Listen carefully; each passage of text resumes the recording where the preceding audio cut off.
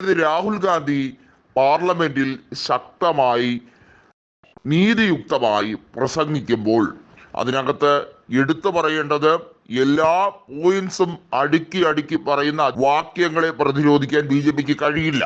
BJP കാണിക്കുന്ന കൊള്ളരുതായ്മയ്ക്കെതിരെയുള്ള നിശ്ചിതമായ വിമർശനം അദ്ദേഹം ഒന്നിനു പിറകെ ഒന്നായി പറയുമ്പോൾ BJP നേതൃത്വം എന്ത് പറയണം എന്ന് അറിയാതെ ഉഴറുകയായിരുന്നു.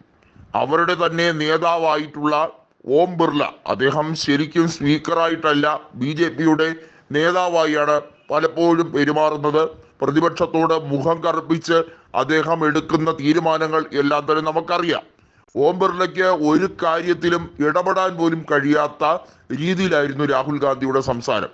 ഇതിനെതിരെ പ്രതിഷേധവുമായി, അതായത് ഹിന്ദുത്വത്തിനെതിരെ രാഹുൽ ഗാന്ധി ചില വാക്യങ്ങൾ പറഞ്ഞു എന്ന് പറഞ്ഞ് പ്രതിഷേധവുമായി അവരുടെ ശക്തി ദുർഗം എന്ന് വിശേഷിപ്പിക്കുന്ന അഹമ്മദാബാദിലും മറ്റും കോൺഗ്രസിന്റെ ഓഫീസുകൾ അടിച്ചു തകർക്കാൻ കാണിച്ച ആ കുശാഗ്ര ബുദ്ധിക്കെതിരെ ശക്തമായിട്ടുള്ള മറുപടിയാണ് കോൺഗ്രസ് തീർത്തത്. രാഹുൽ ഗാന്ധി ഗുജറാത്തിൽ വരികയും അവിടെ ജനങ്ങളെ അഭിസംബോധന ചെയ്ത്, യുവാക്കളെ അഭിസംബോധന ചെയ്ത് പ്രസംഗിക്കുകയും ചെയ്തുകൊണ്ട് പറഞ്ഞ ഒരു വൈറൽ ഡയലോഗുണ്ട്.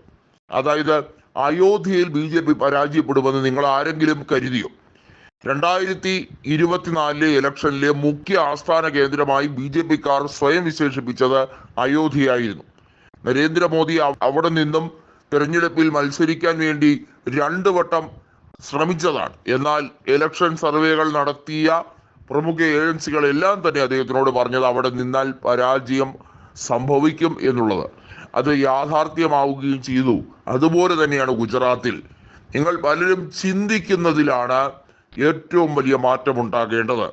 BJPക്ക് പരാജയം സംഭവിക്കാൻ സാധ്യതയുണ്ടായ തെരഞ്ഞെടുപ്പ് ഘട്ടമായിരുന്നു 2017 അന്ന് BJPക്ക് 99 സീറ്റുകൾ കിട്ടിയപ്പോൾ കോൺഗ്രസിന് 77 ആയിരുന്നു. ഇത്തരത്തിലൊരു ഹൈപ്പിലേക്ക് കാര്യങ്ങൾ കൊണ്ടുപോകുന്ന രാഹുൽ ഗാന്ധിയുടെ നീക്കം വളരെ സൂക്ഷ്മതയോടെയാണ് BJP ഇപ്പോൾ കരുതുന്നത്. ഒന്നാമത്തെ കാര്യം, രാജ്യസഭയിൽ ആകെ 86 അംഗങ്ങളേ ഉള്ളൂ. ഗുജറാത്ത് പോലുള്ള ശക്തി ദുർഗങ്ങളിലും BJPക്ക് MLA-മാരുടെ എണ്ണത്തിൽ കുത്തനെ കുറവുണ്ടായാൽ തീർച്ചയായും രാജ്യസഭയിൽ സീറ്റുകളുടെ എണ്ണം വീണ്ടും കുറയും.